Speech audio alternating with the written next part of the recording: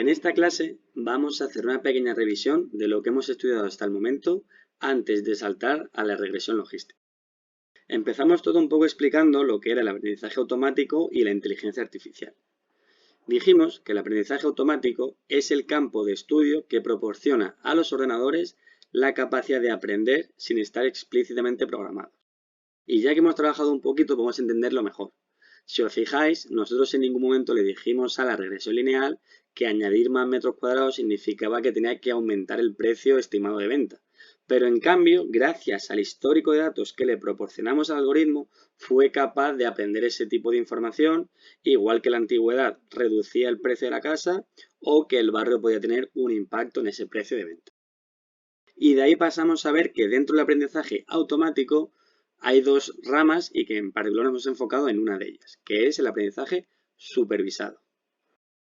¿Y qué es el aprendizaje supervisado? Pues básicamente tenemos un histórico de datos y el resultado que esperamos obtener. Hablamos del ejemplo de transacciones que puedan ser fraudulentas o no fraudulentas, y nosotros lo que hemos hecho es, a partir de los datos que teníamos de metros cuadrados, o barrio, o antigüedad, darle un precio por el cual se había vendido. Y lo que hacía nuestro modelo era, a partir de todo ese histórico de datos, era que para una nueva casa con ciertos metros cuadrados, cierta antigüedad y cierto barrio, fuésemos capaces de decir cuál iba a ser el precio de venta. Y esto es un modelo supervisado porque nosotros dábamos las respuestas y tenía que aprender a partir de ellas. Es decir, nosotros ya dábamos el precio al cual se habían vendido las casas con anterioridad y a partir de esa información nuestro modelo de aprendizaje automático sabía para nuevas casas cuál podía ser el futuro precio de venta. Y una vez que vimos el aprendizaje supervisado, también hablamos un poquito del no supervisado. Aunque sí que es verdad que este no lo hemos trabajado tanto y no hemos visto por ahora ningún algoritmo de este tipo. ¿Y cuál es el objetivo del no supervisado? Pues si os fijáis, ya aquí no hay una respuesta correcta, ya no hay un precio de venta, sino que hay un conjunto de datos y le pedimos al modelo que nos lo divida en dos categorías. Aquí podemos tenerlo en base al color o en base a la forma. ¿Y hay una respuesta mejor que otra? Pues aquí dependerá un poco del caso de uso, pero al fin y al cabo aquí las dos respuestas son completamente correctas y el modelo lo que hace es un poco buscar esos patrones y nos da esta respuesta. Y de ahí ya pasamos a un poquito más de matemáticas y lo primero que vimos fue el diagrama de dispersión, que básicamente es esta nube de puntos en la que nos representa una variable independiente o variable de entrada y la variable de respuesta. Y por lo tanto podemos dibujar esta nube de puntos y este diagrama se conoce como el diagrama de dispersión. Y aquí lo que empezamos a comentar eran cosas como la dirección, es decir, en este caso positiva, porque a mayor X, mayor es el valor de Y. También podría ser negativa, a mayor X, menor valor de Y.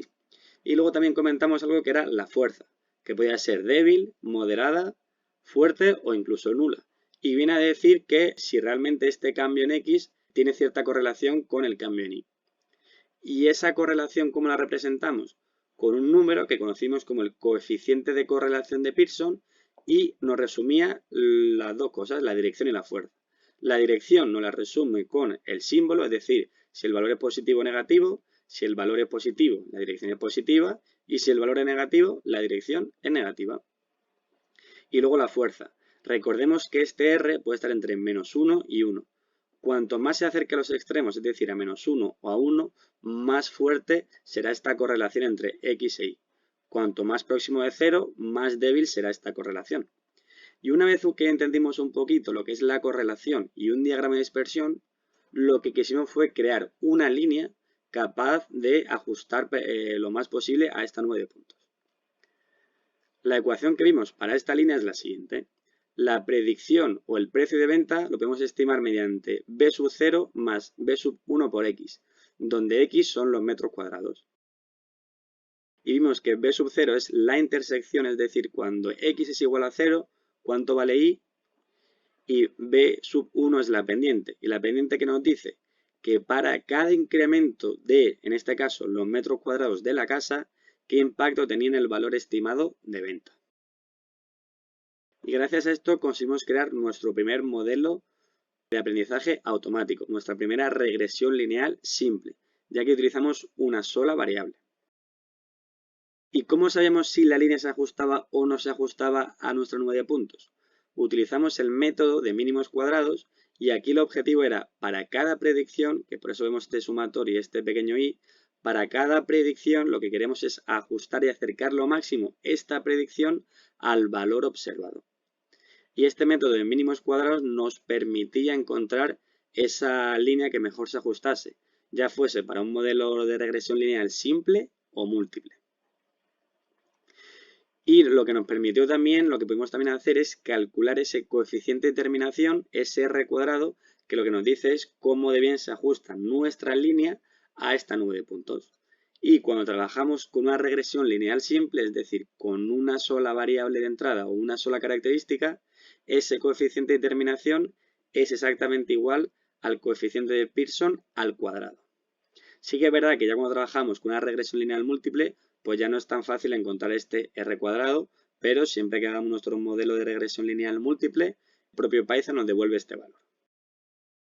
Y del modelo de regresión lineal simple pasamos al múltiple.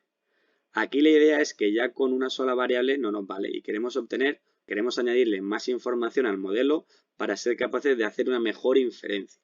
Por eso en vez de trabajar con una sola variable de entrada, añadimos múltiples variables.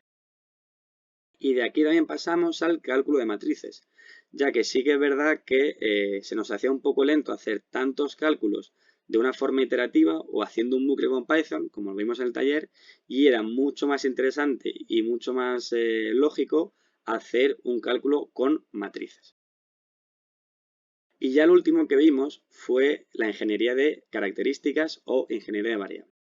Y básicamente aquí la idea era que el foco ya no era solamente el modelo o el algoritmo, sino que lo importante es saber trabajar con los datos.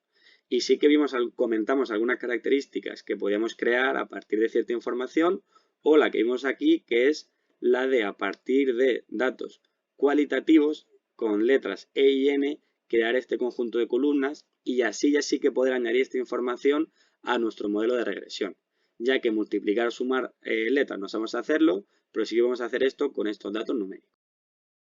Y hasta aquí tenemos la revisión de un poquito lo que hemos visto. Ahora vamos a saltar a la regresión logística, que ya veremos que se aproxima bastante a lo que hemos visto en esta parte.